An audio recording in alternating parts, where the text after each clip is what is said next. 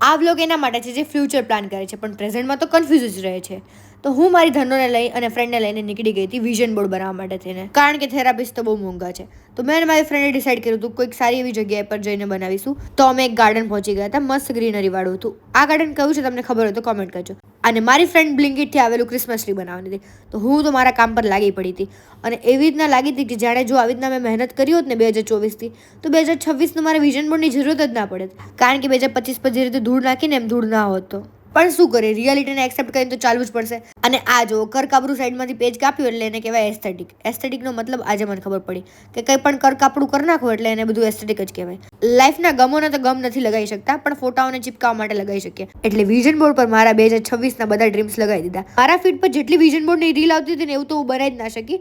મેં એકદમ ચાઇલ્ડિશ બનાવ્યું હતું, પણ મને ગમ્યું. અને મારી ફ્રેન્ડે એનું ક્રિસમસ ટ્રી કમ્પ્લીટ કરી દીધું. જુઓ ભાઈ, ટ્રીના કલર જ બદલી દીધા હતા એને તો. હવે ફક્ત 7 દિવસ જ બાકી છે. તમે શેની રાહ જોઈ રહ્યા છો? તમારે જેના જોડે વિઝન બોર્ડ બનાવવું હોય એને ફટાફટથી શેર કરો.